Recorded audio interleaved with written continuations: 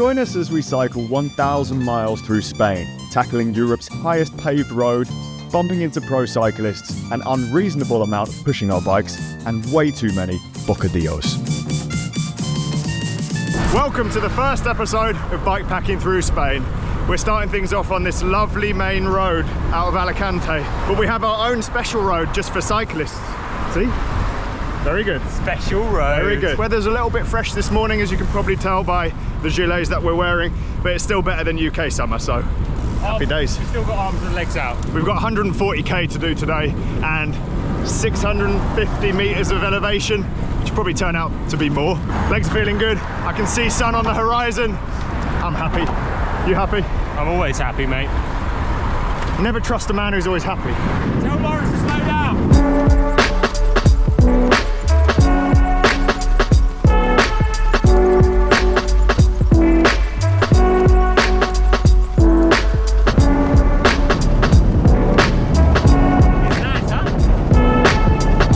On the menu today, the classic strawberry straws. 0 gluten. Kilimanjaro. What have these got to do with Kilimanjaro? Nice guy. Is that even how you spell Kilimanjaro? Kilimanjaro. Nah, don't know. They're sin gluten though. They've written sin gluten on the packet 6 times. I like these things when you're bikepacking because they fit a food pouch like this one here perfectly on the bike. And they're easy to eat and hold, and they don't make your hands sticky. There's enough reasons. Primo bikepacking food. They're not very good for your teeth. I can't eat them at the moment. My teeth already hurt. They're too hard for my new teeth. Oh no, your viewers don't know. Chris was very excited to tell me he's got new teeth now. I had 3 operations to sort out some stuff in here, which was from an old rugby injury from when I was a lot younger. So you got your teeth done, like Richard Hammond. Like Richard Hammond. Smile. They look great, mate. Did you catch Lawrence, by the way? I think he's no, I haven't caught him. I think he's around the corner. Yeah, I think he is. So we rode out of Alicante, pretty flat, slight little bump, and now we're heading to Murcia. Stopped there for lunch. Got quite a big climb, probably like, I don't know, 400 meters. I'd say big climb. It's big compared to the rest of the day. 400, 500 meters of climbing. And then a big descent to the seaside again, to Cartagena. Cartagena. Please forgive our pronunciations for everything over the next 3 weeks.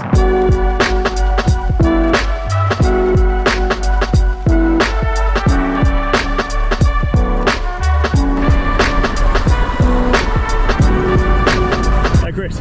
Yes, Francis. Snake. Very good. Near the desert. Okay, it's just for me, isn't it? Oh, what? I'll go eat some breads. What lunch was on you? This is a glorious lunch, isn't it? I was going through some in secret dark times. The way you were kind of going, we need food, quite bluntly was said a lot. Thanks for my coffee. The problem is Murcia was, well, it wasn't what I was expecting. I was thinking it would be a nice, you know, Spanish town with cafes. But it was like in the centre. It was like the Vegas Strip and then just industrial sort of business park stuff, which in the end meant we could get food from a supermarket, which wasn't so bad. It's one of the things about Spain is the Mercadona bread. All the food is better than the UK. All the food all the stuff you can buy in the supermarkets here is fresher than the stuff you get in the UK. It just tastes great. This is very good. Quite a poor showing from Chris. Didn't even finish his bread.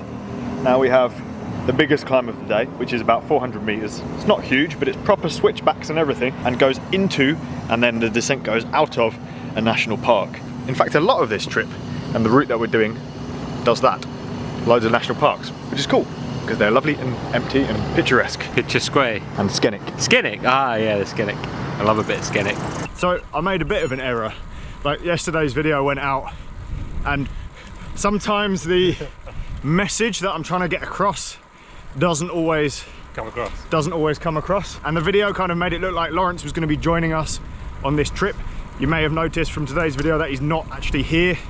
We were just hanging out with him because he's got a villa in Calpe where he's doing your standard training camp sort of trip away from the cold UK weather, which means it is just us two. And we miss Lawrence, lots and lots. Love Lawrence. We wish he was here with us, next one. But unfortunately we'll have to wait till the next time for him to join us. I think he's a bit jealous, to be honest, because this is the best way of getting some volume in, I think. We get to see a lot of a country as opposed to being in one base. You just get to explore.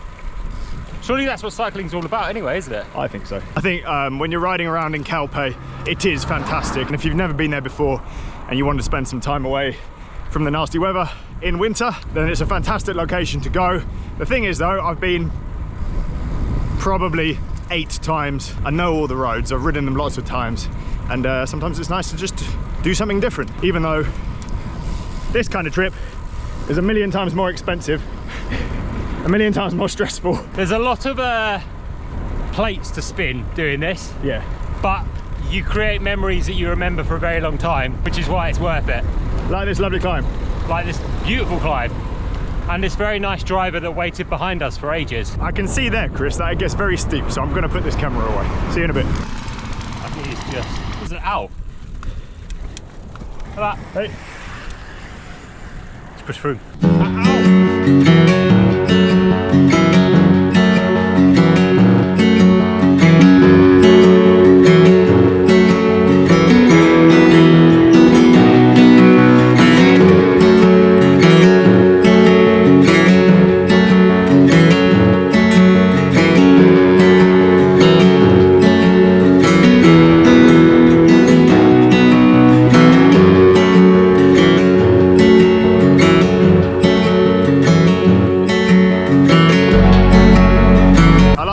From the most beautiful national park I've seen in my life to a brown sheet.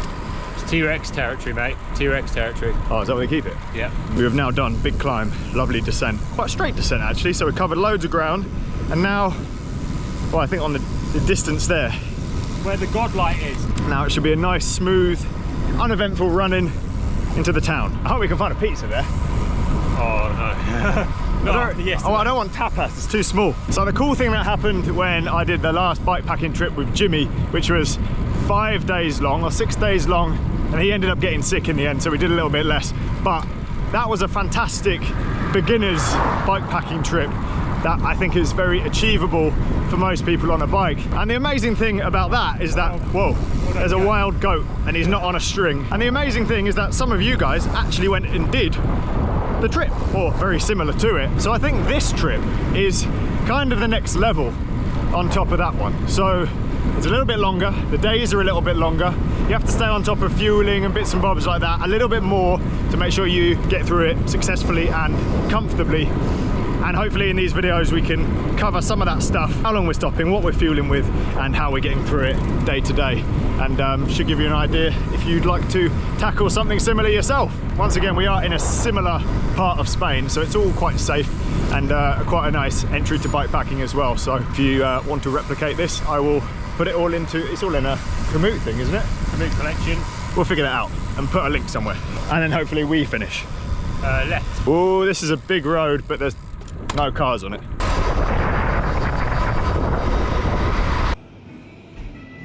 Mini trees. Yeah. Right, we have just been to what can only be described as the best restaurant in the whole of Spain. The most healthy, lovely veggie food, better than the pizza that I wanted earlier. But the portions were kind of small, so we're going to Lidl. Stocking up on some supplies. Gonna get some of that electrolyte drink. They have this Aquarius here, which is like orange, or they do another lemony flavour, I think, which has got electrolyte inside. So you can put it in your bottles, or you can just sip it overnight, which is what I'm going to do, so I'm nice and hydrated tomorrow. I would like to give a shout out to where we went for dinner. What was it called? Momo? Momo. So riding out of Cartagena today. It is freezing cold, but we know it's going to be warm in a few minutes, so that's why we're only wearing gilets. We promised each other that we wouldn't leave too early today because, well, it warms up very quickly and becomes shorts and jersey weather, but we can't help but wake up early. In any case, I think we're going to be warming up quickly because that is a big mountain and there's a road going up it, and we are about to cycle up it. How'd you sleep? Minus the grudge moment at about 3 o'clock in the morning. 3 o'clock in the morning, where the TV just turned on really, really loud, quite well. The loudest Spanish man was shouting at us like, in the middle of the night. He was like, "No bueno!" Literally 3 a.m. The TV just goes full on. Your reaction was just, Chris! Chris!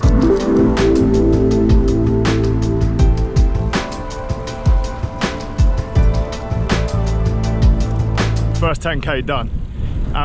What a reward. This is the most beautiful national park you've ever seen. We have 2 of these on today's ride. A little bit shorter than yesterday, but more climbing. So we've got like 80k, but over 1,000 meters of elevation. A lot of it is going to be right now. The man at the hotel looked at our route and just went, "You will find a mountain." So we will find a mountain. They're in front of us. He gave a really good nod of approval, didn't he?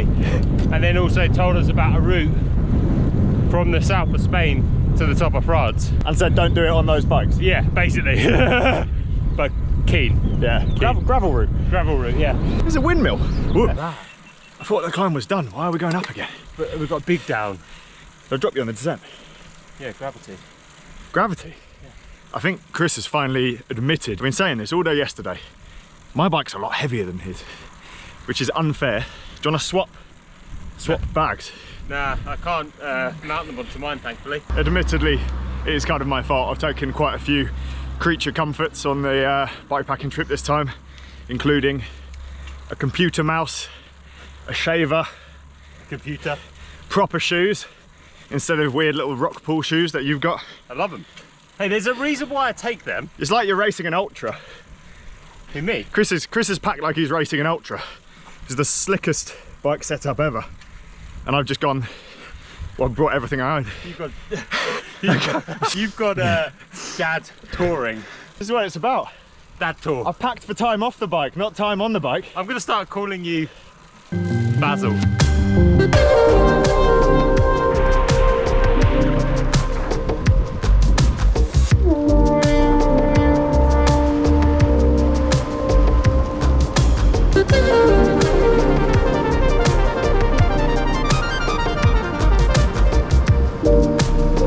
Mate, they do a hamburger pizza. Oh, get it on order. There's a lot of stuff on it. Yeah. When you haven't got a helmet on and you wear cycling glasses, you look kind of like you should be at a rave. I might just start wearing them all the time. Or you look like you should be a ski man. A ski instructor. Yeah. You guys running tubeless, please. Yes. Was that a request? You ready for this real sketch looking tunnel? Which one? There's 3. You've got a backlight. Yeah. I've got front. We've got light as well. backlights. Tunnel!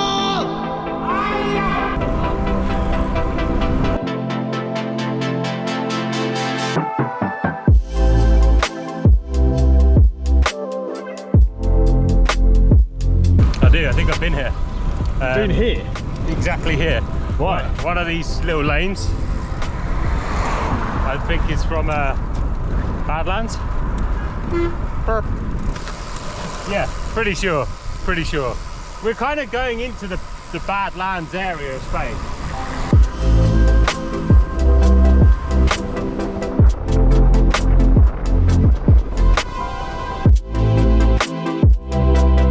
So we're now on the biggest climb of the day, switchbacks and everything. We've been caught by multiple people, but those people haven't got luggage. They're not real people either. They're virtual partners. Virtual partners? Yeah. That thing on Garmin, I don't understand. No. I think 3 more behind us, 3 in front of us. Oh, So it's like, oh yeah, there's loads. yeah, and Wow, tons and coming they're up the road. all smashing it. Yeah. I wonder what they're doing, like a race or something, Some like a sort of TT. training camp thing. Maybe. Ooh. Once we got to the top of this, we're basically on a lovely, completely downhill run in to the finish. Most of it's like -1%, but it's still nice. Bit of roly-polies at the bottom. What? Yes, I pause for this now. No, yeah, leave it running because extra case. You've lost your bike, mate. That's the end of the trip. Yeah. Which one's his? It's taller than I thought, though, Francis.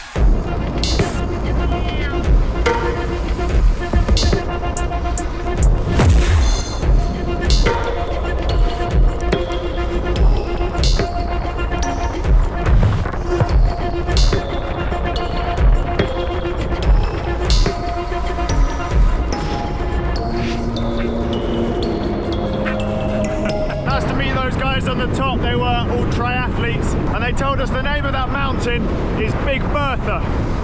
It was big. And her name's Bertha. It's pretty windy, I don't know if you can hear what I'm saying. I think they had like a support car and they were on like a proper training camp. Yeah, we need a support car. Where's Jimmy when you need him, eh? I wouldn't have to carry all your iPad and stuff. My really heavy iPad. We had a support car. I'm glad that climb is considered big, because I thought it was a proper climb when we were on it. So we have ridden this day a lot quicker than we thought we were going to. It's only 2:45 and we are nearly at Aguilas. Once we get there, it'll be a nice chance to get the laptop out, get some editing done, get on top of some work stuff, because believe it or not, still actually have to do my job while I'm out here, so love emails. What emails? Do you reckon one day emails will be finished and it would just be WhatsApp that everyone uses? Potentially, actually. That'd be nice, wouldn't it? Oh shit, scooter. There's a bike ramp bit. Oh, it's really steep. Oh.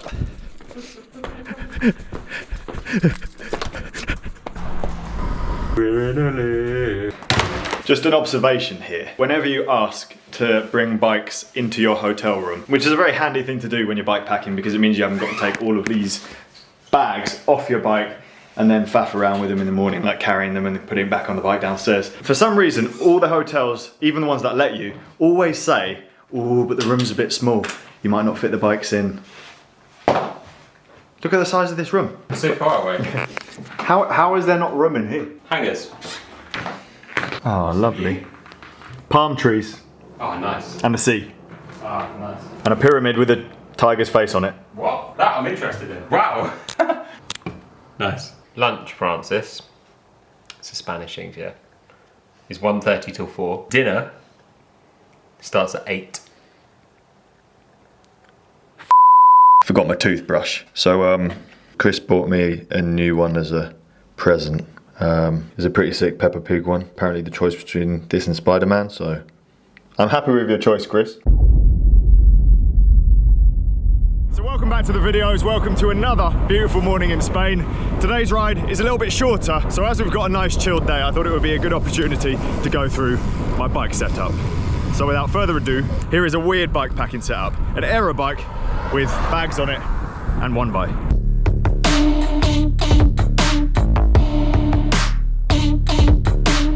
So to start things off, this is my Scott Foil aero bike. And yes, I'm bike packing on it because you can bike pack on any bike.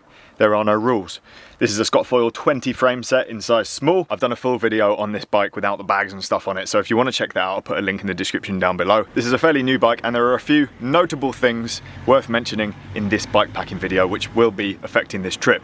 Firstly, it's got a hydraulic rotor 1x-group set on it because in the cycling industry right now there are a few shortages of parts and it was the only thing I could get hold of. But so far, it's been fantastic. On the front, I've got a 42 tooth chainring, and on the back, an 11/36 cassette. There's been a fair amount of climbing on this trip so far, and it seems to be just about right until you go over about 15% where it is a bit of a drag, but perfectly doable still. Wheels are Parkour Rondas. These are their all-road style wheels, so slightly wider internal diameter, fitted with 30mm tyres. So a comfortable ride, which kind of offsets the fairly aggressive frame. Rotor disc brakes, which are made in collaboration with Magura. These are 160 rotors front and rear, so massive rotors. Really strong braking performance, which I'm very happy with and very important, especially when you have lots of bags on your bike, weighing it down. In terms of bag setup, I have a small Atticus bar bag with tools inside of it. I have all my tools in one place in a tool roll like this. So this has got chain breaker, Allen keys, puncher patches, tubeless stuff. I'm running these tubeless, so there's like darts in here if I need to fix them, and inner tubes in the front bag as well if the tubeless fails. I also keep stuff that I need regularly in here, like passport, every time you book into a hotel. Having these things on hand and easy to find makes a big difference. Amazing recent upgrade to my setup has been this small speaker. I think it's called a JBL clip because it has a clip on it, but it's really loud and it means we can listen to music while we're riding along. We tend to pause it when we go through towns and stuff though, because you don't want to disturb people. I then have stuffed into the pockets on the other side bits of food, so these are cashew nuts, and then 2 stem bags or food pouches which are attached to the handlebars. Probably the neatest that I've ever done it. You can see there. More food, these are sweets and phone on the left hand side, and then I've got my grill mount with the GoPro for filming these videos. And yes, this is how I get all the footage of me descending. Yeah, ridiculous. But Chris has got one too, so it makes me feel less silly. Mounted to the frame, I have 2 magnetic Fidlock bottles. These are 600 millilitres.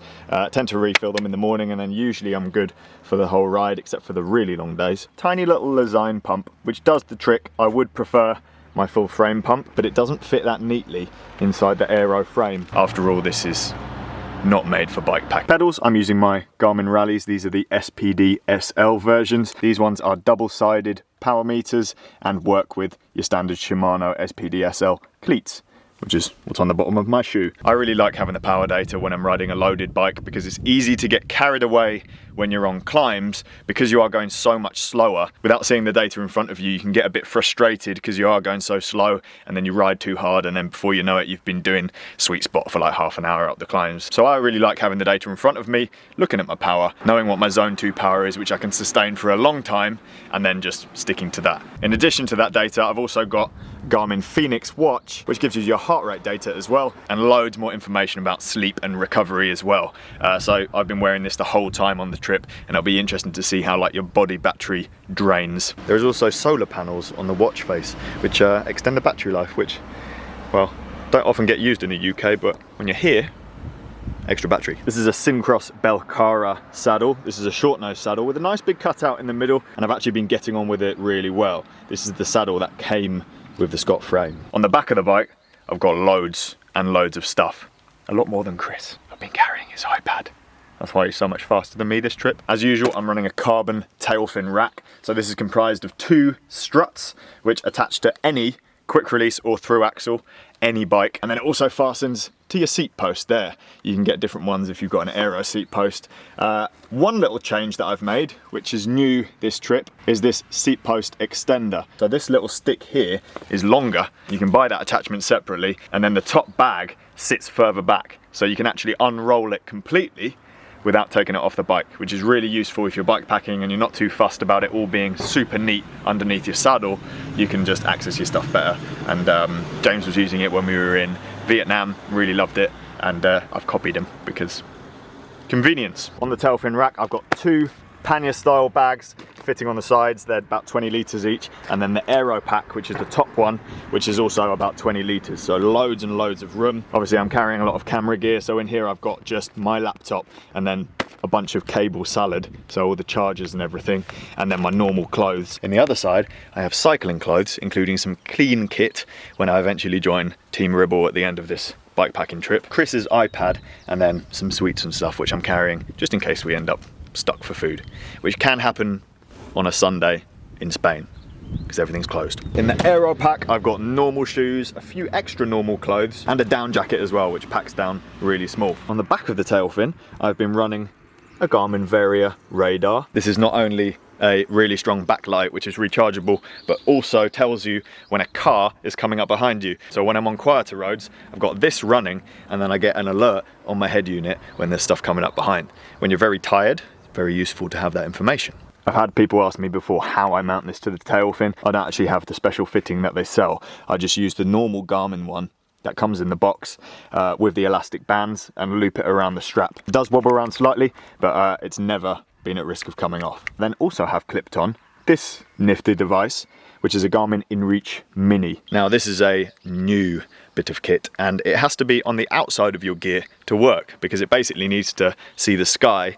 It's a satellite tracker, which with a Garmin subscription, you can also send and receive messages from people when you don't have any phone signal whatsoever. I'm going to flash up some pictures on the screen here of what the messaging looks like, because I've actually been messaging Daisy through it to test it out, because we've been without phone signal in some of these national parks around here. The other nice thing is that it tracks your position the whole time it's running, and the battery, well, I've had it on for 3 days now, and we're still at 80%. Once you've set it up, you can send links to as many people as you want, and when they click that link, they'll be able to see where you are in the world. And they can see a map of where you've been as well, and how long it was since you were in that position. There are loads of settings to tinker with. You can actually change the intervals that it relays your position. So if you're going somewhere high risk and you want it to show your position more frequently, then you can adjust that. So there's a lot of settings to tinker with. I'll let you know how it goes in the next few weeks. One more thing about the InReach Mini.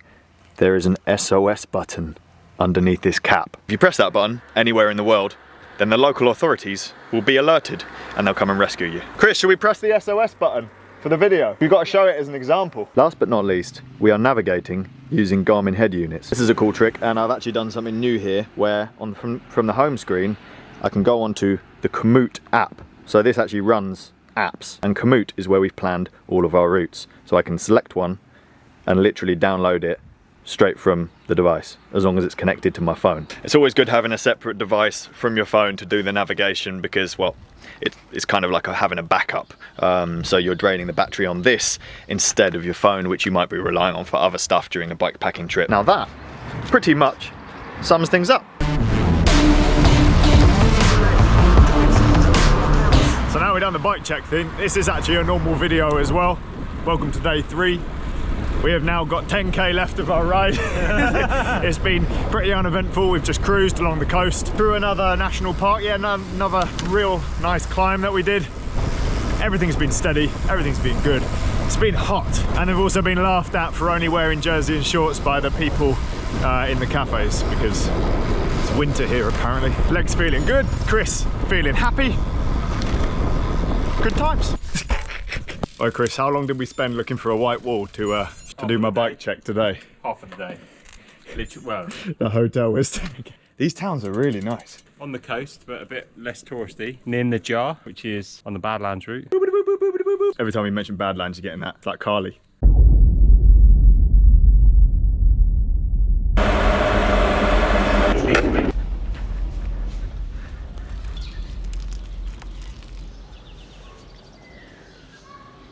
Breakfast. What a weird intro. Welcome to another day bikepacking Spain. That thing that was in Chris's mouth is how we get all the riding footage, or most of the riding footage, with the GoPro. And you have to mould it to your teeth. Pro standard grill mount. You still moulding? I know what's coming, some kind of cuss. What are you talking about, some kind of cuss? You cuss me because I've got less stuff than you. I was just going to point out to the viewers how much easier it is and quicker for me to pack. I'm going to put something in here. Is that my voice? Is that? It's not my voice. Let me just put this jersey on really slowly.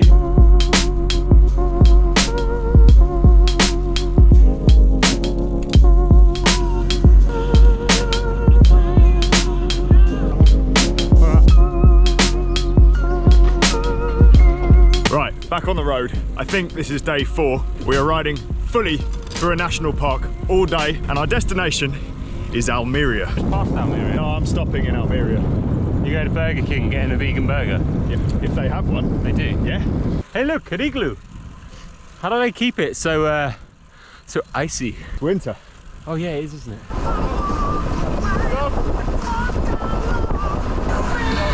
What do we do? You always have to be careful with dogs like that are not just bike packing tips, isn't it?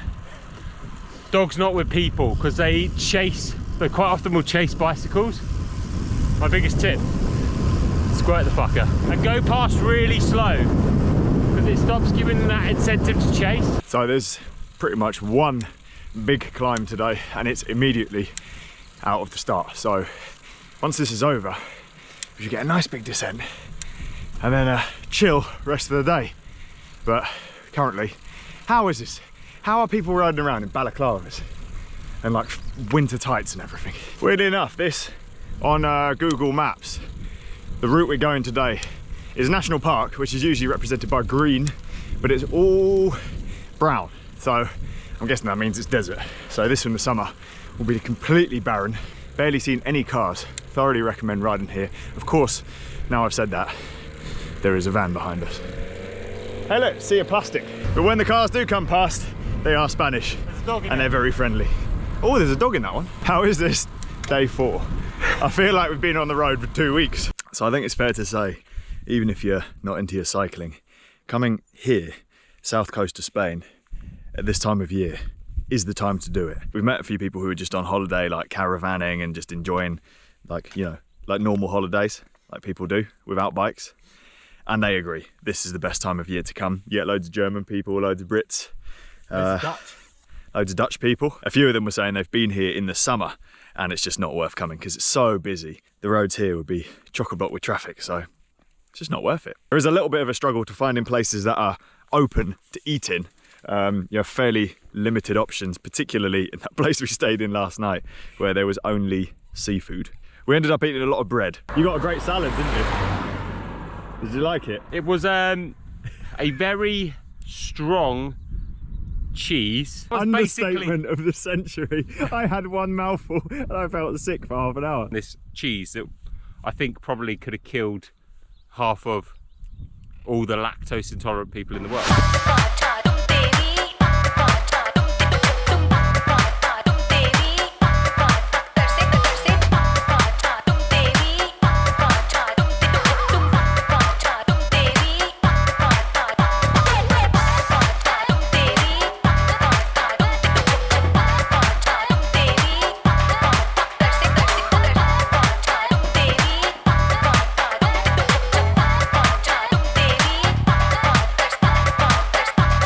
Local guys seem happy to share the effort.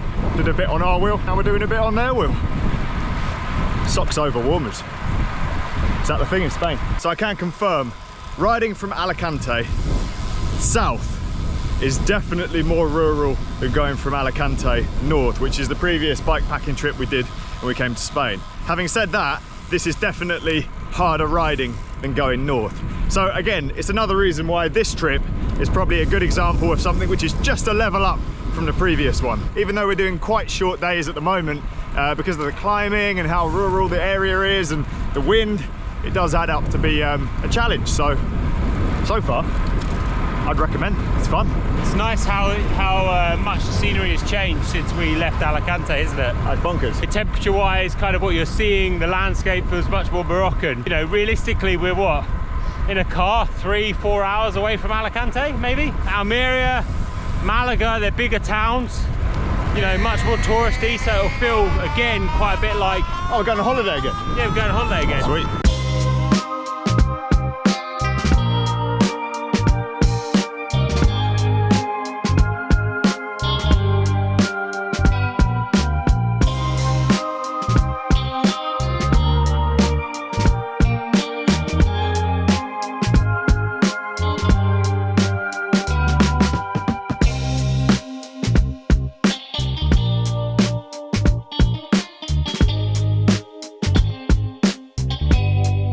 There's a river on my map. Our ride's been ruined by those nice guys giving us a wheel, being all nice and letting us draft them all the way to Almeria. So we're here way too early.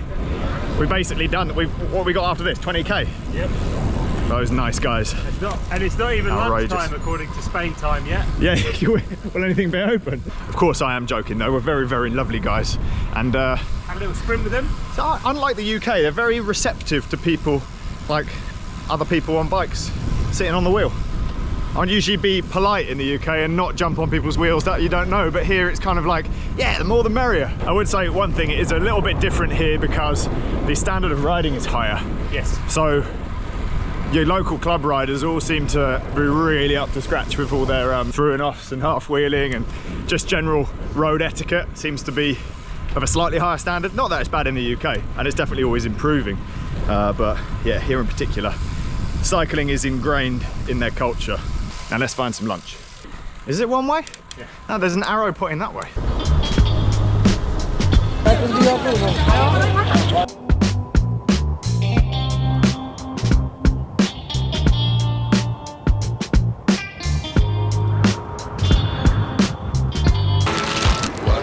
Why were you in there for 20 minutes? Looking for those. Look at these. That corridor goes on for 15 minutes. We are now in the town. We're not actually staying in Almeria, we're staying in the next town along. Just Aguilas, yeah. Because we thought it would be a little bit smaller, a bit nicer to ride out of tomorrow, and it split up the days better as well. So we are now here, and Total Direct Energy, Astana, and what was the other team? Okay, something. Those guys are also staying here, so that bodes well for tomorrow's ride. And our hotel. Yeah. Saw the mechanic from Astana. I was like, nice wrap. He said, hey. Just in case anyone was wondering what these orange things are on my tail fin. There for that. After Australia, where I had these straps, black diamond straps, not the same as voile straps, which a lot of people use. They're slightly different. Voile. So the difference is these are more grippy. What straps did you take to Australia? Nothing. Bungee cords. Oh yeah. Do you remember? Yeah. Got them from the pound shop. I've seen the sheriff sign. She upgraded us. Got a cowboy room with the best bit. Do you think Team Astana have got cowboy rooms as well? Do you think they've only got bunk beds? We've been trying to figure out why they're here. We're guessing it must be a race, but there's one in like the Tour of Valencia, is that what it's called? There's a one-day race that finishes in Cartagena, which is the town that we were in like 2 days ago, but Direct Energy on that list, so it must be a different event, or they're doing a really late season training camp, so we will see. I actually know some of the people at the team, I could ask them. Whoa. Oh, this is a good bed. Welcome to day 5 of the Spain trip. This is the blandest morning we've had. We've been on a main road for the first hour, and the only thing we have to look at here is a giant sea of plastic where they're doing like hydroponic farming, or like they've built these greenhouses out of plastic, and apparently there's 30 kilometers of white plastic all the way along this coast, if not more. If not more. We've left the little town that was just west of Almeria, and our destination today is Motril, which is apparently a lovely little seaside town. Been fast roads though. It's been really fast. Yeah. We've covered a lot of ground. Today's a bit longer than the last few days that we've had. We've got 100 and something Ks, 1,000 meters of elevation. Gravel. And there's lots of cyclists out because it's Sunday. Nice quiet roads, but also all the shops are closed. So, hola. Buenos dias.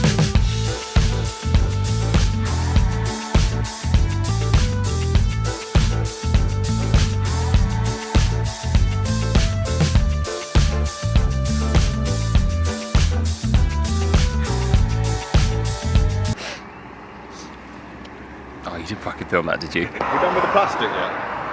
So we've done the majority of it. This is the most of the sea of the plastic, as you can see. It's quite large. I reckon we've got a little bit more here. When we hit this coast bit, I think it's going to be a lot nicer. It's nice to have a little break and a chill actually. The volume is starting to add up.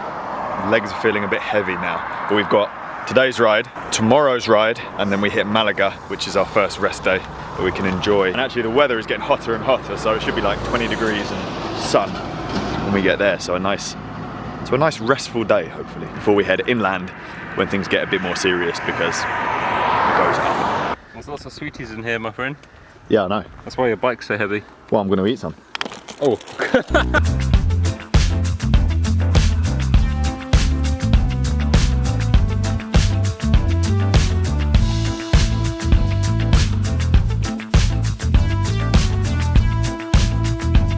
Cheers. Actually quite a nice town. I thought it was a bit sketchy when we were coming in, but you shouldn't judge. Everyone's been really friendly. Yes. This is, I think it's called El Rabitas. When we sat down, I made a promise to myself that I wouldn't move until the sun was out. Unfortunately, the sun is now out, so I think we have to start cycling again. I feel very... Zen. No, I was going to say unmotivated. That's right, we've only got Demotivated? Could we just stop here? the plan, Francis Cade, and we stick to the plan. The plan is there for a reason. We don't stick to the plan fails. We go to plan B.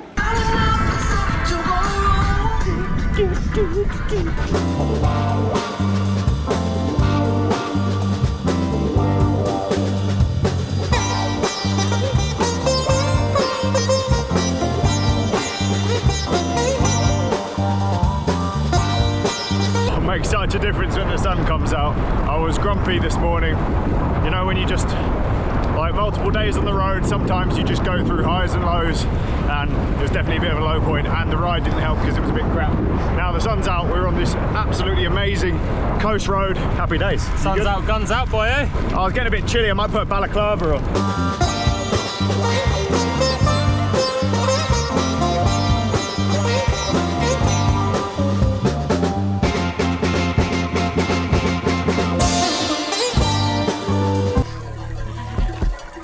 Last climb of the day.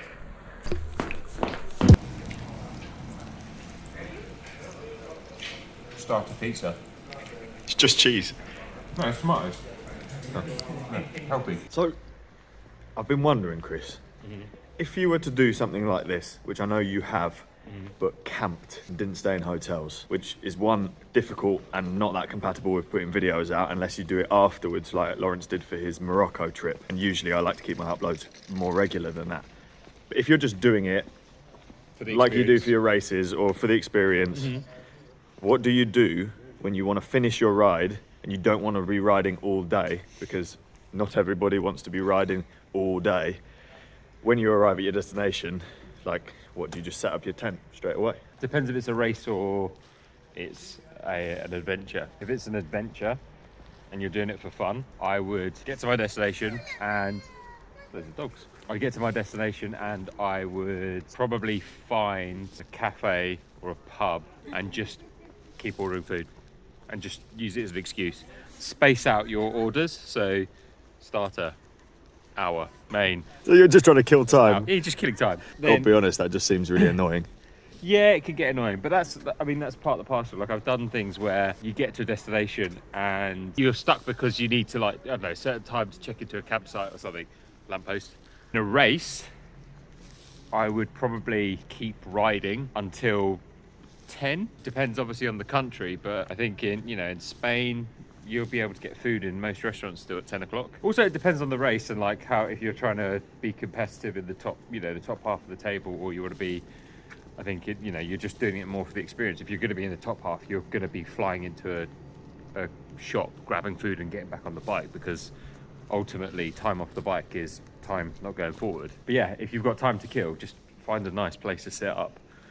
Just eat. If you're riding the next day as well, you might as well fuel yourself for it. 10 pizza challenge. That's fair. I think we'll one day organise ourselves and do a camping version of this, but probably not at this time of year because hotels are so cheap in the off season. So off season, doing it in a hotel in the off season, I mean, yes, it's costing us more than it would if we stayed in a hotel, like in one location, but doing this kind of thing in off season, where you have your home comforts, shower, bed, etc. Personally, especially when we're doing this to enjoy it, it's a no-brainer. It's an absolute no-brainer. Like, it's cold now as well. I wouldn't really want to be camping out in this, personally. Did you bring your bivvy? No, I bloody didn't. It's extra weight, isn't it? I put it in your bag. Yeah, I was thinking the same thing. The gilets are off. We have just over 100 k's to ride, 1,000 meters of elevation, and rest day tomorrow. I'm so ready. Malaga, here we come.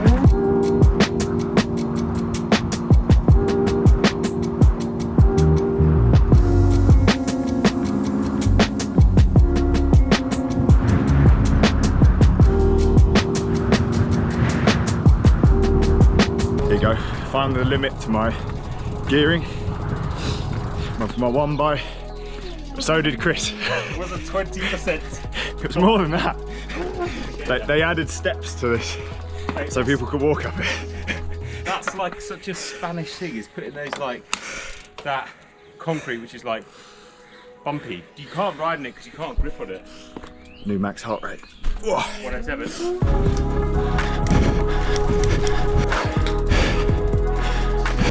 There must have been an easier way than that. Yes. Oh. Maybe not more fun though. Scenic group. Yeah. Getting our steps in for the day, eh?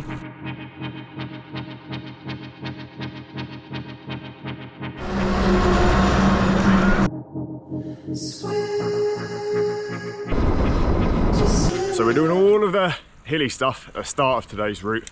It's mega punchy actually. We thought there were glitches in the elevation track on the ride, but it turns out no, it was like 30% through the little roads where they build all the villas. But about halfway in, it's all done.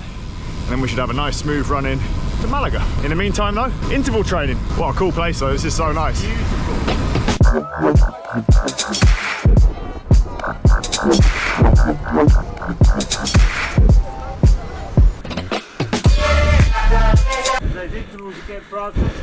Right, can confirm 15% is okay on this gearing, which is what I say, 42, 36.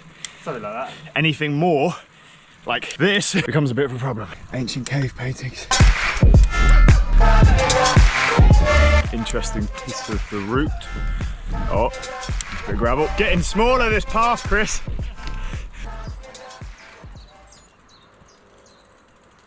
This is mixing it up, eh? You got road shoes on or mountain bike? Road. Just like you. Yeah, great. Might need to get some new cleats in Malaga.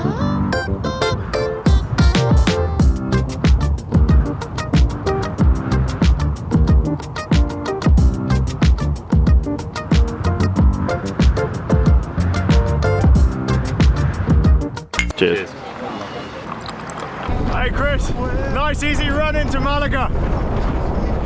No wind at all. Fuck off. Good break. That's better. Much better.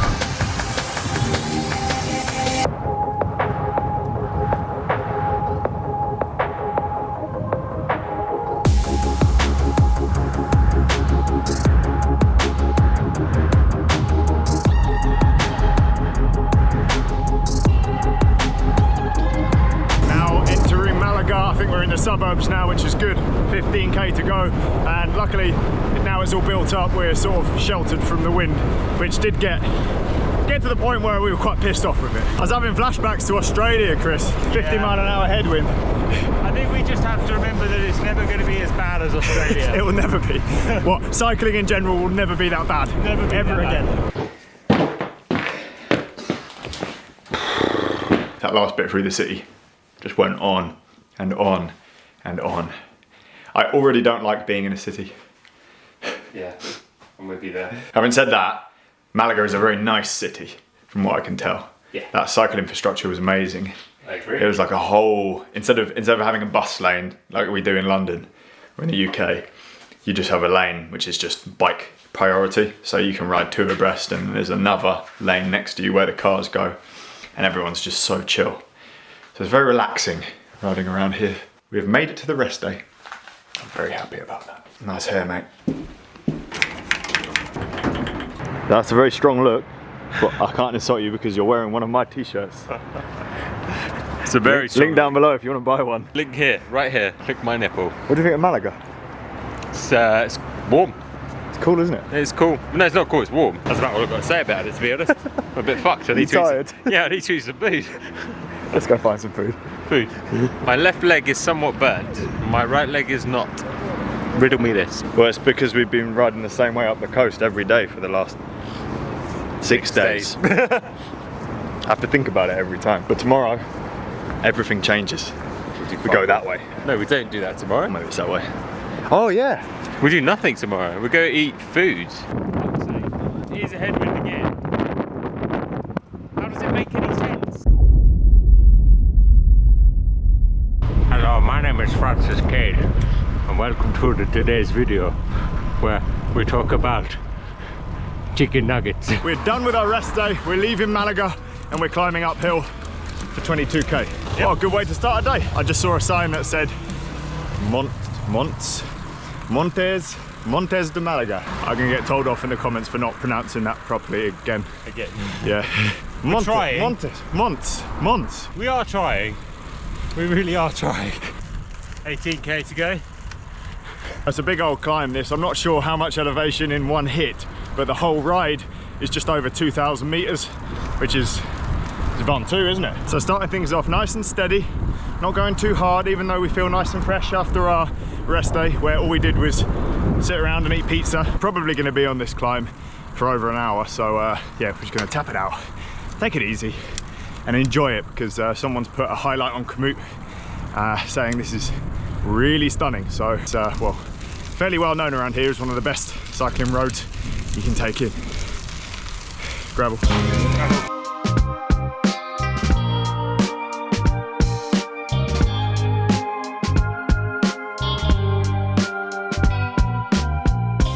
We've got aliens.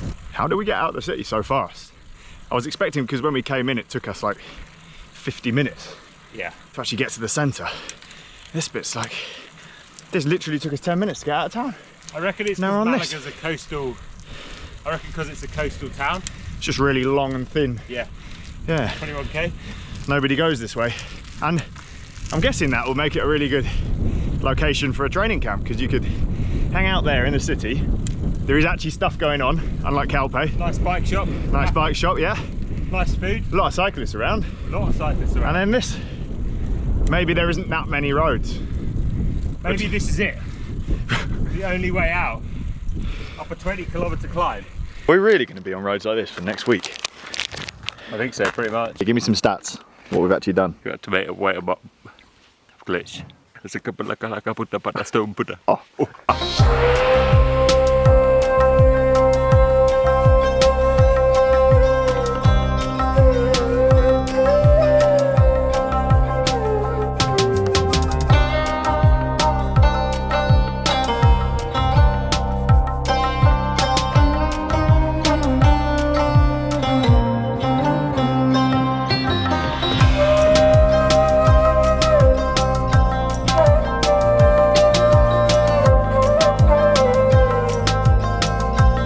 The biggest climb since Big Bertha. We barely had any climbing this trip. I guess that's what happens when you're going along the coast. Yeah. But that is all changing from this point onwards. I think we are in the mountains until Valencia. So pretty much, yeah. Hooray! I'm either going to turn up to Calpe really fit, yeah, or really wrecked. It's probably going to be wrecked, isn't it? Yeah. Got one rest day in between. Do you reckon it's gonna go? No beard. Got away with it. What are you doing? It's a pop-up pyro, isn't it?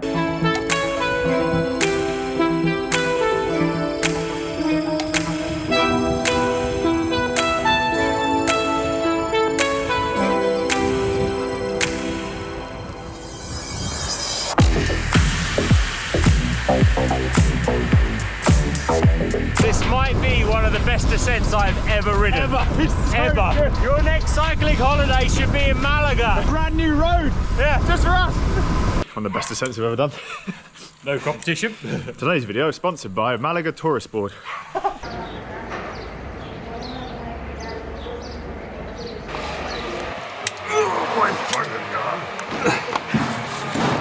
We've got in there some bricks this time. Don't Buddha. I bought a small statue of a Buddha, yeah. Do you want one?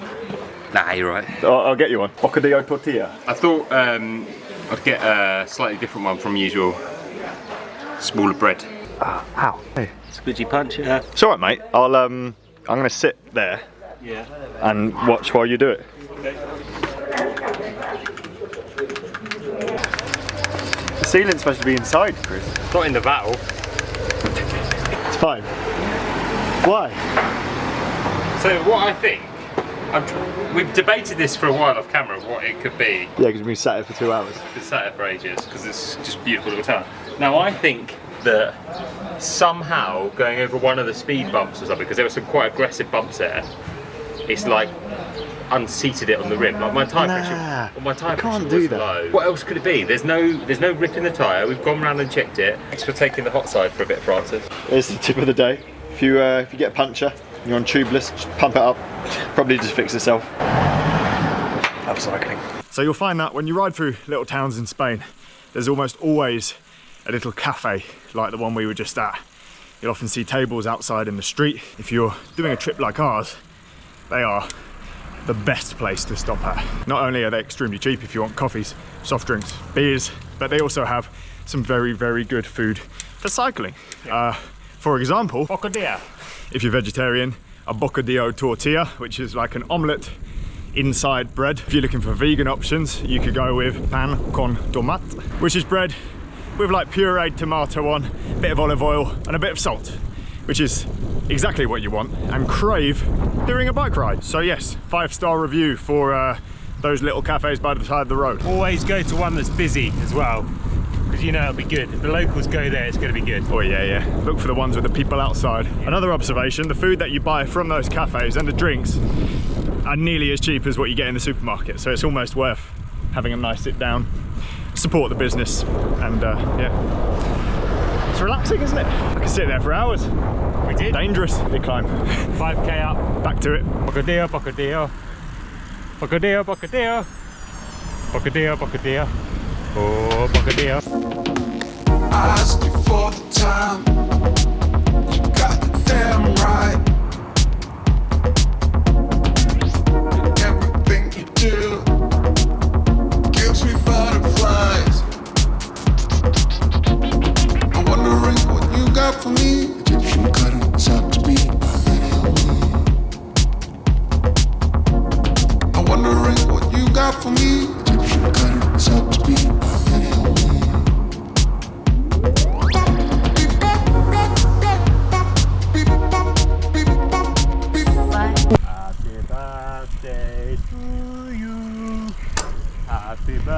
birthday to you. What are you doing? Bluetooth speaker's dead, mate. Oh. Got to make our own music. Happy birthday, dear someone. You can do it far away from me. Somehow, we are on the last climb of the day already. Felt like it's flown by. Solid day, 2,000 meters. When the road is so smooth and so empty and just, the descents were mad and some of the roads was completely new. So you can pretty much trust there's nothing gonna be in your way when you go around a corner. Oh, it's just fantastic. What a great day. Great day. Best of the trip so far. So we've got two options here, Chris. Yeah. One, continue on this road, Which is not lovely. very steep, to the cafe that I can literally see, Yeah. where they have an ice cold Coca-Cola for us, Yeah. next to our hotel. Yeah. Or we follow what the route says we should, which is this 26% gravel track. See you in the cafe. Why is there taps on the wall, Francis? Taps, it's a bathroom. What, no? Just the twisties? Look. Well, have you turned one on? No, I don't want to. Maybe it fills the whole room with water. So it's now about 6 o'clock. We're having a few struggles finding places that are open to eat in. There's a tiny supermarket and I bought this very hard piece of bread to keep me going in the meantime. We're extremely hungry. Everything opens 7:30 earliest for dinner here. Having said all that, I'm very happy. That was a great day on the bikes and I mean, things could be worse. If anyone was interested, this place is called Alaucin. That's my attempt to pronounce it. And it is an extremely nice little town.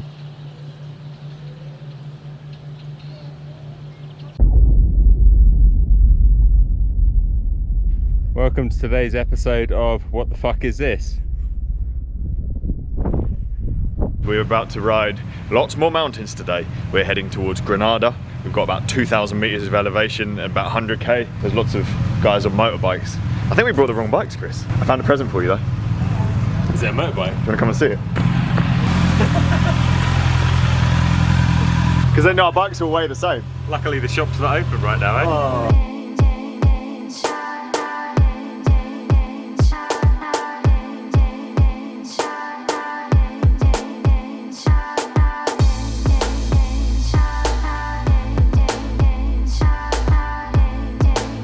That's a punchy motherfucker first thing in the morning. I think it's going to set the tone for the day, isn't it? Yep. So our accommodation last night was basically in the middle of a valley. So we basically have no option other than to climb out of this valley to get to Granada, which is our destination, or just past Granada today. To make it extra tough, it's all really steep, really steep. I've got red on my bike computer. Oh shit. Red. Just like yesterday, most of the elevation will be out the way in the first half of the ride, which is definitely the way to front load it and do it while you're fresh, or kind of fresh. Pressure. Fresher, but I mean, no complaints from me. Look at this. What a morning. What a way to start the day. Dog.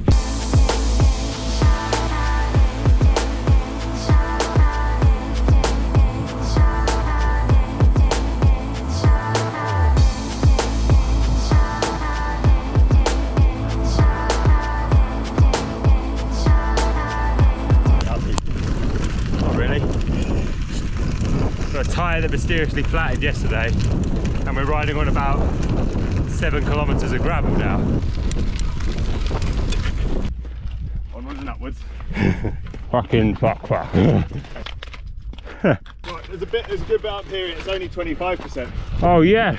There was a couple of questions on the bike check video about weight distribution and was I feeling any effects of having most of the weight to the back of my bike, because I've got panniers and an aero pack on the back and only a small bar bag on the front. And to be honest, riding you don't notice it at all because you've got more weight than usual on both the front and back end, so loads of grip, bike feels good in the corners and stuff. But when you get off the bike and you're trying to carry your bike upstairs and wheel it around, then you start noticing that it just has a mind of its own and the front end just wants to fly up in the air. and you lose control. And to be honest, that doesn't really matter so much. It's more about the time on the bike. It's more about the bike handling well. So yeah, not really an issue. If you want to put more stuff on the back than the front, I haven't noticed anything anyway. Oh. What I would say is, if you're going to be doing walking like this up loads of gravel, don't pack so much stuff. So we have ridden just short of 9 kilometers, yeah? I've done 57.6 TSS. Bear in mind the whole yesterday's ride was 196. Does it count the walking? Fuck knows. I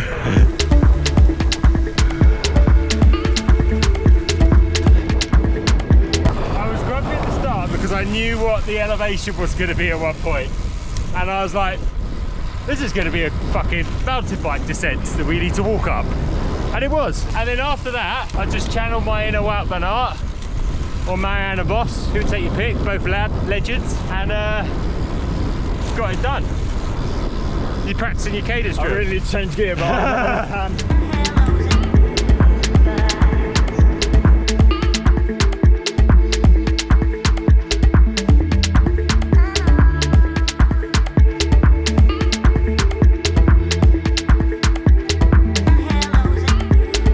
Look, when I pick my bike up, the front end, whoa, just wants to do that. But that's the only time you notice it. What's that? Little house? Yeah, it's a little house. Do you know who it's for? It's Casilla de los Tajos. No, it's for Ant. Oh, Ant, yeah. Yeah, remember him? It also says Minge. Thought we'd have a little stop. That's the first climb out of the way. It took us a lot longer than we expected, a lot longer than yesterday's first climb. Nice to get it out of the way early. Feeling surprisingly good as well. I'm glad we got that dinner last night. Yeah, big We one. ate so much food. Do you know what I'm supposed to be? Do you know what I'm supposed to be? Do you know what I'm supposed to be? 'Cause I don't, baby, tell me. We're basically in like Spanish deserts. Not the official desert here, but very close to it. That as beige as my dinners. Running low on supplies. Found a great Estrella bar. Close. All right, mate. Liam, come on, Liam. Wouldn't he have a Spanish name? Liamo. Liamo.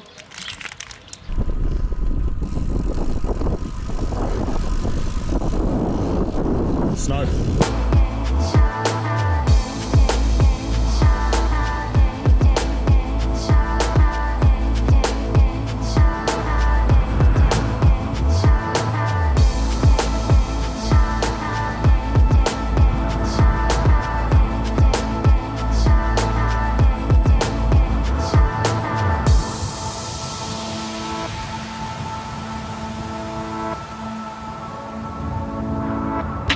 Gracias. No strings attached. Recovery time delayed. A high level of activity today has increased my something. The last word is missed out. I want chips. Yeah. Increase your need for chips. This is why we tell you to have salt when you ride. Your back is covered. Now let's go to Bacchus. Who in the comments knows what Bacchus is? Lawrence Carpenter. Not that many people. There were some dark times on that last climb.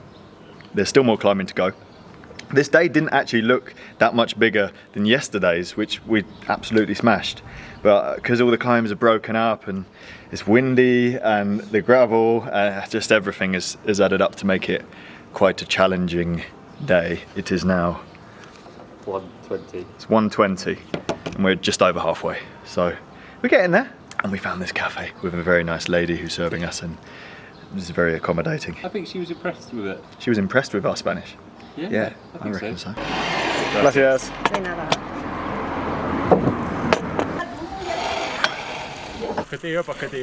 So we're now basically on the outskirts of Granada. We're staying just past the city, in the middle of nowhere. There will definitely not be anywhere to eat there tonight. So we're trying to leave it as late as possible before hitting the last climb of the day to stock up on supplies from a supermarket. It's a risky game because the longer we leave it, the more risk there is.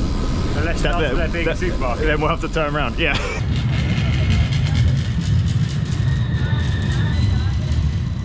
No one waved back at me. Bullshit. You could go first because I'm going to use you as my litmus as what I'm going to buy. I don't want to do thinking. Not now. No? No, I've had it. Tough Or I'm just going to buy bread and Coke. What sort of Coke? Lots of it. We've stopped in the single hottest place on earth. Yes. What's that? Lip salve. Oh, lip salve. Like a glove. You ready? Yeah, I'm ready. You ready? Wait, no, I'm not ready. Now I'm ready. There's a legacy between us. We grow, we go, but in the middle. You win. Training complete. Course complete. Oh, we got flags. Oh. My dog's going to be as big as you. He's a hot dog. He's a hot dog. With a limp. With some big balls as well. There's 2 sheep over there. Yeah, it's a farm. There's chickens as well. We have once again managed to stay in one of the most beautiful places in the world. The distance here you can see Granada. We cycled from there. That's really far away. And that was only the end bit of our ride. I think Granada's still like quite a bit above sea level, so we're considerably above sea level now, and we're on the edge of the Sierra Nevada National Park. I think today of all days we've lost our minds a little bit. That first gravel section basically put us in the hurt for the whole rest of the day, and then that final climb really was savage. It was just on the limit of what I could deal with gear ratios. Not a single ride on this trip has disappointed, and as usual the collection will be up on Chris's Komoot if you want to have a look at it. We're doing it a couple of days behind just for privacy reasons, but by the end of the trip eventually the whole lot will be up there, so you can replicate it yourself if that's what you want to do. That's in the collection. Including the ride to get a Bluetooth speaker, because you'll need to buy a Bluetooth speaker on the first day. Stay tuned for more videos this week because we're only about halfway through this trip. Tomorrow is a short day, lots of climbing, but we're going to use that as an opportunity to show off Chris's bike, so like a bike check style video on that, his setup, what he's carrying with him and how he's getting away with carrying so little compared to me. You're just making me carry it, aren't you? I'm putting bricks on my iPad and fill up the gigabytes because that makes it heavier as well.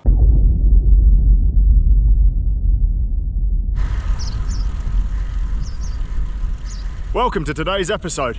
Today's an easy day of riding, just 1,500 meters of elevation and a couple of mountains to go over. So we're going to be taking a look at Chris's bicycle and his setup and how he's not carrying any stuff at all. Spoilers, I'm carrying all of his stuff.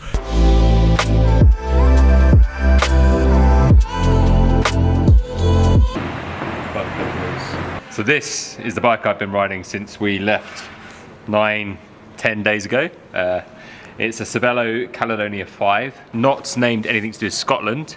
It's actually named after the road that Cervelo's office used to be in California, and it was a bike that was designed for rough roads around there, and so the road was called Caledonia Road. They named it after that road. This is the bike that Cervelo designed specifically for Roubaix, Flanders, like the cobble classics in mind. So slightly longer wheelbase, slightly lower bottom bracket. The idea is it's supposed to be a more stable, endurance-focused bike. They do 2 versions. They do the 5 version, which is like the top end, or the Caledonia, which is a more price-conscious version of it. So mine is built up with a mix of Ultegra Di2 11 speed with a Dura-Ace power meter on there. I'm running a semi-compact chainring on the front and an 1134 cassette on the back. So I've got loads of room with the gears there basically. It's easy to sort of spin up any of the climbs with a loaded bike. Definitely more gears than me. Definitely have more gears than you. And also that's the kind of range I quite like. I like having the bigger cassette and then the semi-compact because I don't know, I just think it works really nicely. You don't need to have a, anything else. It kind of seems to cover all the ranges. Fine off-road, fine on-road. Wheels are from Parkour's. I'm actually riding the outer wheels, which is Parkour's gravel rim, which is a much wider rim. I've got 28mm tyres on there, but on the outer rim, they blow up probably to a 30 or 32, much bigger. Front wheel also has a dynamo hub on it, which is not connected, but is very easy to connect. I've not connected it because I don't feel the need of it on this kind of ride, to be honest with you. But I've got the ability to do that quite easily. Saddle is a Pro Stealth off-road saddle. Now, very specifically riding the off-road one, because it's deeper padding, it's a bit more comfortable, in my opinion. The Stealth saddle is a saddle I get on really well with, but it's the same sort of thing. There's so many saddles out there. It's, you know, shorter saddle, pressure relief channel in the middle. You know what I find funny about the saddle, the off-road saddle, Yeah. is that it's got a pressure relief channel, but they've like filled it in so you don't get sprayed in the arse. I ride quite a long stem and quite narrow handlebars. Reason being is I've got long limbs and a short torso. So for me, it's more comfortable. That is how I've had my bikes fitted to me. Luckily, it looks kind of pro and cool. I do have spacers underneath it, but I have that on every bike. But what Cervelo have done is they've kind of like done this integrated spacer top cap thing, which looks really neat and tidy. Keeps it, I guess, kind of looking a bit aero. And it actually doesn't really look like you have spacers on it, which is quite nice. All the cabling is run internally. The handlebars themselves have a channel in them, so the cables aren't actually internal of the bars, they just sit in the channel, so it's actually quite easy to service and change stuff around. The cables do then run internally through the stem and down into the steerer, where the steerer tube on this bike is a D shape, and that's how the cables run through it. I'm running a 130 stem and a 38 handlebar. I find the handlebars super comfortable. The Garmin that I'm using is a 1030 Plus, which is the big one, big battery life, big screen. To be honest, that's why I like it. You can charge it up with the external battery, which is super useful, which you could do in I think most of the Garmins now that have the little magnetic, when they've got that stuff on the back, the connector thing on them. The mount, a lot of people ask about the mount. The mount with the light on the bottom is Cervelo's own mounting system, which uses a GoPro mount.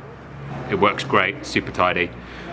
On the rear, I'm then using Tailfin Aero Pack. My one has seen many rides, races. It's well used. It's done Badlands, Atlas Mountain Race, riding across Australia, this trip, some other big like bikepacking trips I've done as well. I like it because it doesn't sway, super convenient, everything stays sturdy and in one place. The thing with a lot of, I guess, saddle bags is because of how they're mounted through the seat posts and then on the saddle rails, they tend to sway. But because you've got the rack, which goes through your through axle, it's super stable, doesn't move around. The side bag that's on it is something that I'm testing for Tailfin. Can't say much more than that at the moment, but it's very good. Your Tailfin doesn't have the fitting on the side that lets you fit panniers at all? No, so my Tailfin is I guess the lightest version they do, which doesn't have the fittings on the side. It's just a carbon rack that goes around it. A lot of people have asked how have I carried so little stuff. So basically, just to give a breakdown of what I have in the bike, it's a set of kit, 2 pairs of boxers, pair of shorts, 2 t-shirts, down jacket, rain jacket, leg warmers, overshoes, charging stuff, toiletries, electric toothbrush, which is my essential that I always take on trips with me. And I think that's about it in there. You could make that lighter, 100%, you could take less. But that's, as far as I'm concerned, that's kind of like, I've got lots of things in there which are added bonus for me. Inside the frame bag, which was a custom made frame bag from a couple of years ago, I've basically got food and like gels and powders from Silca and some like passport, a bike lock, some tools, that kind of stuff. There seems to be a fair few people in the comments kind of shocked at how little stuff that you have in particular. I really don't think, and I'd like to get across in these videos, how you don't need that much stuff when you're doing a trip like this. In fact, even with kit, we both have 2 sets of kit with us. This morning we were wondering why. If you have 1 set of kit, you can wash it and dry it every single night and it'll be completely fine. So just, less is more. You could do this setup, like what I've got, that is what I would say is a large sort of scale setup. For an ultra race, to be honest, if I was doing an ultra race, I'd probably be using something very similar, but a full frame bag, just to give a bit more storage. And you can strip it right back. Like on an ultra, 1 jersey, 2 pairs of bibs, so you could swap bibs, and then you don't really need off-bike stuff. Something that is in that saddle bag that I haven't mentioned is the shoes. I have large feet, and if I put any shoes, normal shoes, on any bikepacking trip, they take up the bag. So what I do is I bought these, they're called wading shoes or rock pool shoes, which are about a £5 online. You can buy them pretty much anywhere. I will insert a clip here. Boop. And they roll up like a little tube, about that big. So for me, it's perfect. So I'm not in bike shoes when I'm walking around. The other thing to mention is the little thing that people keep asking, which is on just above the rear stays. That is a little musette bag, which is just strapped to there, super lightweight. Means that if we stop somewhere and I want to carry some food, I could do it quite easily. SPD SL pedals, the road ones. I would normally say on a trip like this to use mountain bike shoes and mountain bike pedals, but the reason why I haven't is I have a lot of foot issues, and I've basically gone down the route of going with the shoes that work best for me. I think it's fair to say that both of us wish we had off-road shoes on this trip. The only reason I'm riding road shoes is because of the stuff with Team Ribble after this trip, because I wanted the lightest shoes possible for that. In usual circumstances, off-road shoes means you can walk about and you don't mess up your cleats when you inevitably hit the gravel sections. Another thing that people have been asking about is how do you protect the frame, the bike, when you're using bags on it. So what I do is I buy Gorilla Tape. They do like a clear single-sided tape. They do tons of different versions, but a Gorilla Tape, the clear tape. And what I specifically do, because it's really sticky, is I'll stick it like on my trousers to take some of the stick off, and then put it on the frame to protect the frame where your straps go. So you can't, because it's a clear tape, you can't really see it unless you get close to it. But it just means that the points of contact of your bags, specifically that frame bag, aren't going to rub on the frame, rub the paint job off. When you finish your trip, you just take it all off and it's easy. Because you've taken a bit of the stick off it comes off really easy as well. The reason why Gorilla Tape is because it's thick. I have an Aspero 5, which is Savello's gravel bike. A lot of people have asked how it compares. And the difference is very much in the geometry of the bike. The Caledonia and Caledonia 5 is probably the bike that suits 90% of people. It's a more relaxed geometry, it's longer wheelbase, lower bottom bracket, so it's much more stable. Designed to be comfortable due to the carbon layup and having the drop rear stays and stuff. But the difference really between the two of them is, I would say, fundamentally is the tyre clearance. And the Aspero 5 is a bit more of an aggressive bike. It's a longer top tube. So for me, on the gravel bike, as opposed to the road bike, I ride a shorter stem to balance out the fact that it's got a longer top tube. The reason why I rode this as opposed to the Aspero 5 was because it is a bike which is designed for doing multi-day rides, really. That's one of the things they designed it for. So it seemed perfect to test it for that kind of thing. And been super impressed, really impressed. I'll keep telling you, I really like it. And it's grey. And it's great. That ended things quite quickly, didn't it? Well, luckily we got it all done. She's got a lot of cars, there's 25 in there. Count them already. Should we go? Welcome back to the videos. Today we're going to be doing some cycling. We're about to leave our hotel, which reminds me of a level from James Bond GoldenEye. We've got 2,000 meters of elevation to do, one giant mountain, which was featured in Badlands. That should be pretty spectacular. You ready? I will be when this little pink jizz is done. Pink jizz done.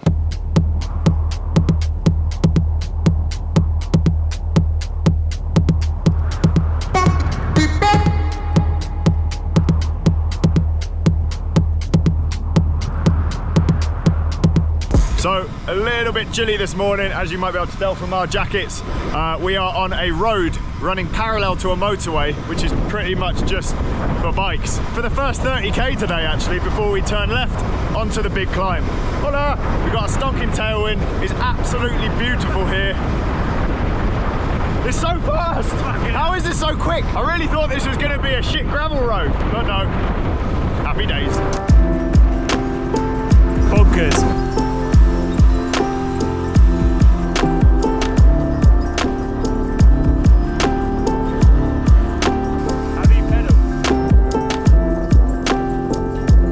We have been riding 38 minutes and we've done 25k. This is honestly like being sat behind a car. I just realised why people have been laughing at us at our pronunciation of Almeria. It's Almeria.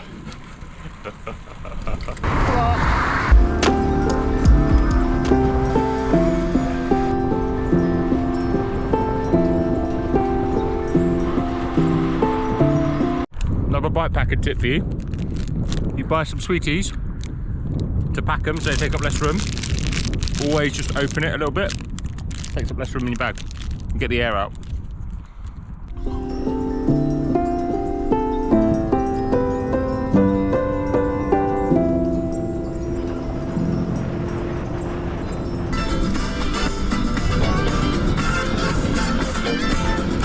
I got 24k to go. Things getting serious. 24.3k of uphill. There's lots of red on that. We're going to see if I can butcher the name of this one. Cala Alto. Sala Alto? Chala Alto? So far this day has gone extremely well. We weren't expecting such a fast run in to the bottom of this climb with the tailwind that we had. Ended up doing loads. So we're here well ahead of schedule. There might be some rain due later, which Chris doesn't believe, but it would be good if we could get over this climb. When we reach the top, we are then literally descending. We'll probably freewheel the whole way. Well, hopefully miss the rain, which would be nice. We've just got 1,300 meters of elevation between us and that town. Yeah, easy. It's fine. I think this climb was used in La Vuelta, and you can see why. Beautiful, smooth road surface. Although everything in this country is beautiful, smooth road surface. The gravel roads around here are a bit like Surrey Hills. Yes. And we also thought that the section, the 40k this morning, was going to be on gravel trails. And it wasn't, yeah. And it was the roads. Good surprise. It did say on commute it was paved, so... Good surprise.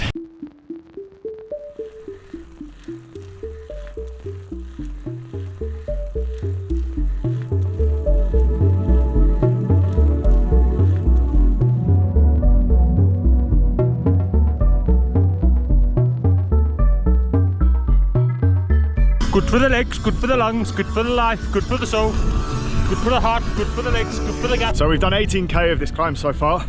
Been on the bikes for what feels like ages. Legs feeling okay, but the air is starting to feel a little bit thin. I wonder what the total elevation will be at the top. Got 12k to go. Yeah. So lots. I like how at the start of this trip we advertised it as like a level up from the trip that I did with Jimmy. Yeah. I think it's more than one level up. Maybe 2. Be careful considering this part of the trip if you are planning your own, because it is actually pretty serious. It's a big climb. It's a big climb. Making progress though. At 11.7k now, easy. Climbing just over an hour we have. Yeah. Windy. Wind diesel. Wind diesel. Snake. Whoa. Oh shit. The snakes out here.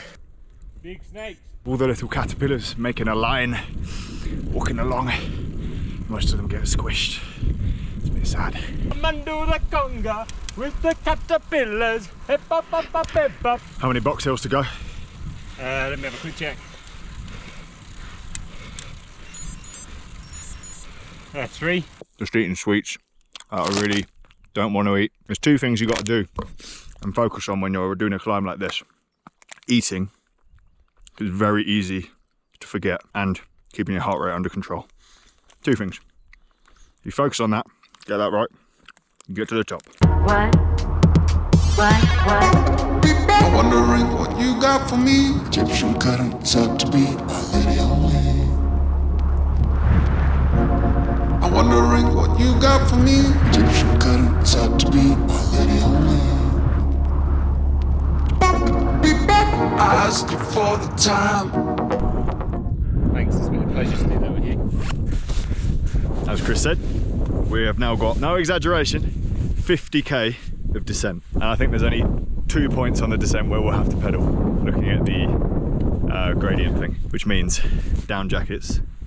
Always bring a down jacket if you're doing a bikepacking trip, even if you're going somewhere hot, Vietnam, wherever it may be, down jacket. I've got another thing to say about that. Synthetic down. It's a great pillow as well. And some gloves, I think, which will help not only with the cold, but I seem to have developed a blister on my hand. Got another thing. A minor inconvenience. Got another thing about gloves. What? Great pillows.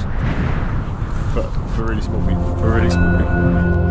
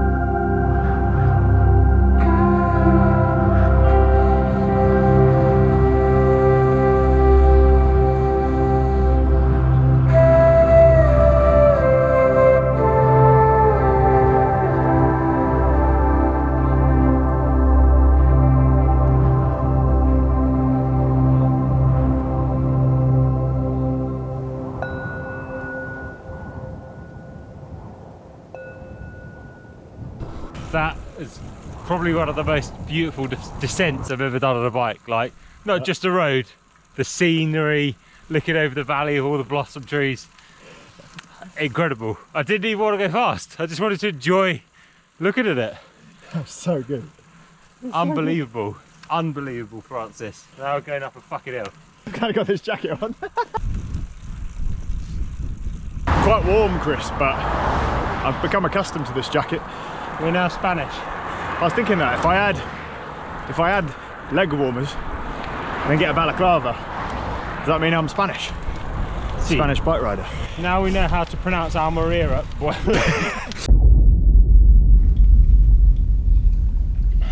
Need to get the route up. People are still asking about bikes in hotel rooms. Today, or last night, we just did it. Checked into a lot of hotels now with bikes, and I think the best piece of advice is just to try and take your bike to the room without asking. If they try and stop you, they have to provide a safe place. Now, do you need any stuff, Chris? Start of the ride. Do I need any stuff? Yeah, jewellery, presents for fee. Get some big bag of chips. Whoa! 24-hour stuff over there. Pick and mix. Well, pick and mix. Healthy pick and mix. Chickens on the stick. Welcome back to the videos. Welcome to a chilly morning in Spain. It's a Sunday. The markets are out. It's actually quite nice to have some cooler weather after what has been 3 very hard days on the bike, very long days. Chris is just checking what our total stats are for the ride because we're both feeling pretty fatigued today and looking forward to a slightly easier day. Still in the mountains, of course, but only about 80k. Basically active recovery. Things are fines. Oh, things are fines. Fines. Since we started riding here with Lawrence and everything, 62.5 hours, 974 kilometers, 12,800 meters of climbing. There's a lot of bicycles.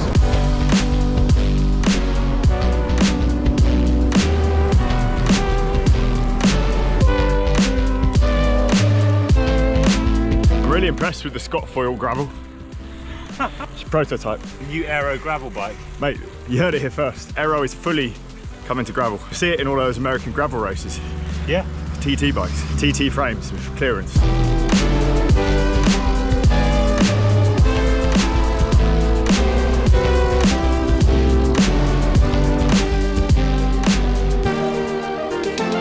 They're covered in nets. The rocks are covered in nets. So we thought we'd take this day nice and easy. This guy shows up with his light bike and his strong legs. Shifters tilted inwards. Shifters inward. I'd say that was cheating, really. Ask UCI. He's done us. Because we've got a few days in the legs, that's it. Yeah.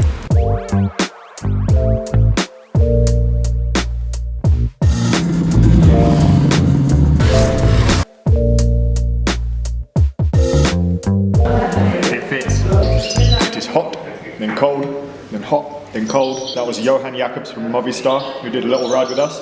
He has gone on to do 250k today, so he didn't have time to stop and have lunch. I reckon he's training for a Grand Tour. It was quite funny riding with him because he's in Movistar kit and we're in Spain, so the cars just let you go. Whether it's their right of way or not, we had priority. Maybe we should just buy some Movistar kit and wear it. 20 degrees tomorrow. Bring it on.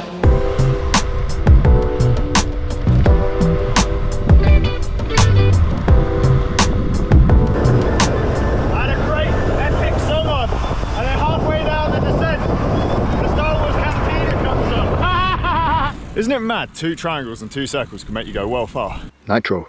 Nitro. This is rocket fuel gel, my mate's company. The reason for nitros is it's really good for or nitrate, it's good for multi-day riding. It's also in beetroot. Oh, it's beetroot stuff, right? Yeah, so that's why this is quite good and I'm feeling a bit sleepies. Basically, it's desperate times and I can't string a sentence together anymore. It's all the normal stuff outside of bike riding that I start to struggle with after a few days of consecutive riding. Like editing these together and keeping on top of keeping your kit clean and your bike maintenance and, you know, things that are normally quite easy tasks to do become more and more difficult. Today's video is sponsored by doing not a lot. Parked or crashed? Sorry, I crashed. I really thought today was going to be a bit easier looking at the elevation thing. You really don't have any idea looking at the elevation thing and the distance and the predicted time, sometimes there's no correlation at all. Days that look easy end up being really hard, and the days that look hard end up being really easy. I've been doing this a long time and still it just messes with me every time. Today we have been just climbing and the road surface has been like Australia. Grippy. Stuck down gravel.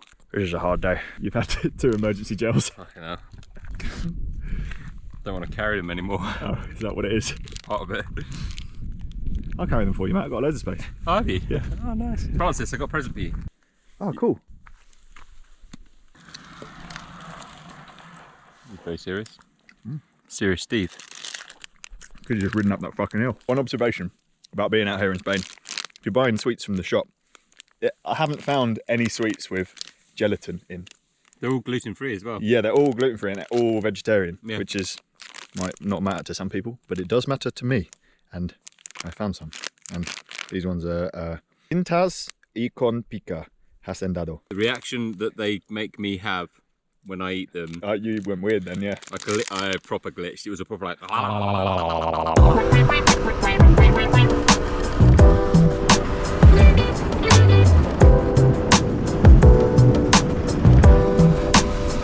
Hours of lapse time, 108 TSS, and it's fucking freezing. Been up 4 hours? In that 4 hours, there's probably an hour cafe. Oh yeah. Time in the chamois, eh? Oh, counts as time on the bike. Yeah. I'd say that's fair. Technically, we've done just as long of a ride as Johan. All we need to do is rest now and we'll be as strong as him. What we should have done is stick with him, but make him carry all the stuff. I mean, that's his training, right? That'll be, it's like training, it's like doing martial arts with leg weights on. That's what people do, isn't it? Gym with lifting weights with extra weights on them. Cowbell with a cow.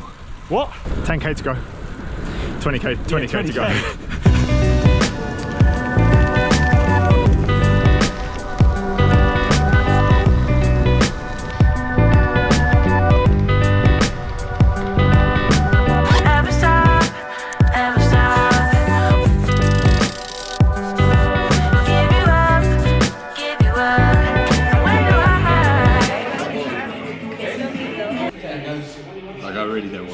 We just went for dinner and I walked in and I said, a table for 2 please for pizza. And then we sat down and she came over with 2 very big jugs of beer and a plate of meat. And I don't drink. And neither of us eat meat. Dogs here in Spain just take themselves for walks.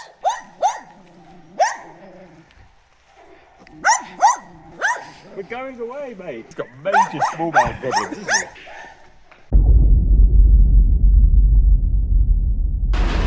Lovely romantic start to the day, Francis Cade. Breakfast. There you go. Liquid breakfast. Last day on the road. Isn't it? Yeah. Last day with bags on the bikes. So last night we stayed in the most sketch place we've stayed in the whole trip.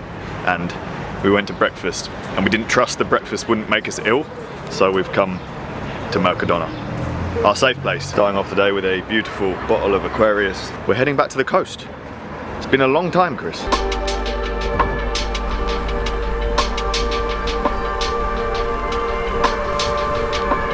Five categorised climbs. This first one's like 7.5k. I think average is like 4%. Then we got 4k, average 10%, 4.2k, average 5%, 7.2k, average 4%, 4.9k, average 5%. Only one of them is a climb. We call this ride the f***ing Big Bleep. So the trip was originally going to be 2 days longer than we've made it. This is plan B because it is raining a lot further up the coast in Valencia. So we're heading straight back to Alicante and kind of cutting across and missing out a day. But we made it longer and harder. Really hard. Because, well, otherwise it was going to be a 60k day, wasn't it? It should be a really nice ride today through a beautiful national park and in the land of cycling, really. Lots of climbs on La Vuelta, and the route basically snakes all over the place as opposed to being a straight line. So we intentionally cut through the national park on some of the climbs during La Vuelta around this part of town, and probably been used in some of the other multi-day stage races around here in Spain. Be good. So what you're saying is, I'm carrying loads of stuff and I could just go straight on to Alicante downhill. You could, but I would be disappointed in you. I wouldn't even be angry, Francis. I'd be disappointed. Like your dad.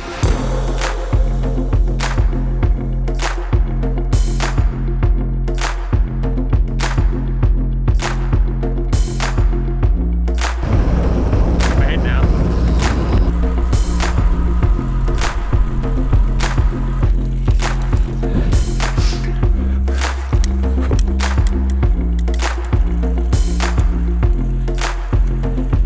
On the big 20% climb, lots of spikes up this one, lots of writing on the floor, which means it's probably been using the Vuelta, although it says they've written Contador on the floor.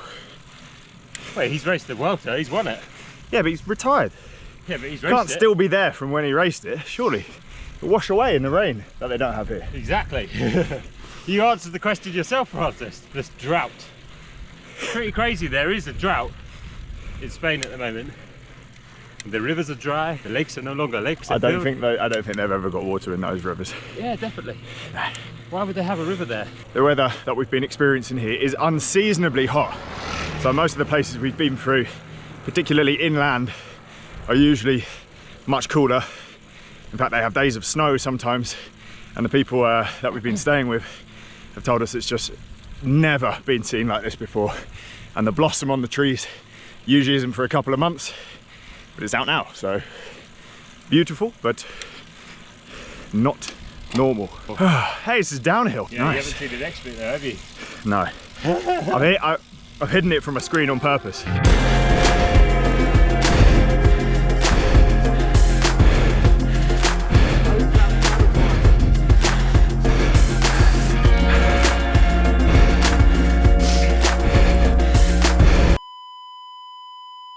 I went relatively hard because I never want to do that again. We've done less than 30k and we've already done 100 TSS. If you are doing a bike trip like this and you're going to be riding 20% climbs, don't ride a one bike. I'd actually say just don't ride it.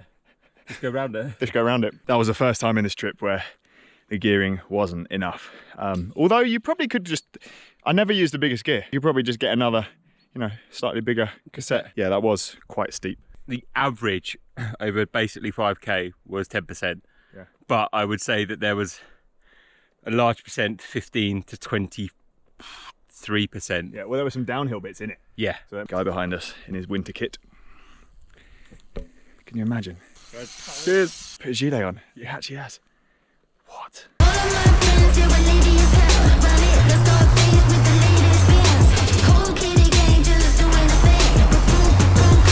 Been dropped hard, good and proper by the E-bike man. e-bike man. Come back. Come back. Swap. Well, this is the easy climb. Easier in comparison, I think. The gradient lied to us 4k. because there's a downhill bit in the middle. Yeah. Average 4%, 200 and something meters of climbing. We're currently on 12%.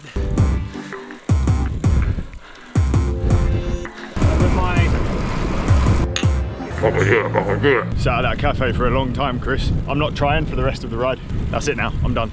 This is my top speed. This is my effort level. Pretty good, Francis. We're going up a 4%, 5%. Excuse me. We're doing good pace, I would say. Good for the legs, good for the lungs. It's all that volume over the last 3 weeks. Oh yeah.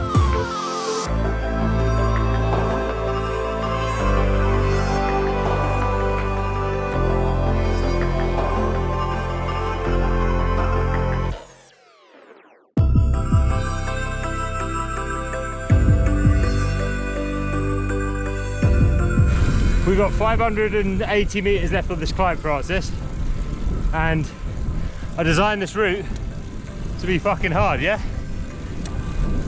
220 TSS so far. That'll be the same TSS as at the end though, because I'm going to freewheel the whole way home. Oh, okay. Yeah. Bye. Start freewheeling now.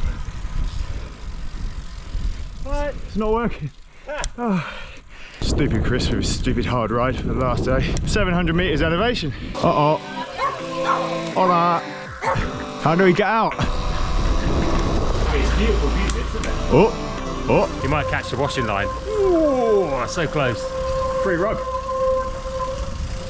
Can't quite reach it. Better replace these electrolytes, eh? Beautiful finishing location. Pleasure. Nice, mate. Always a pleasure. Still got 3 days to fuck around though. It's gonna take me 3 days to ride from this supermarket to the hotel. That was an amazing last day. That was really cool. I need to sleep now and have a rest day tomorrow.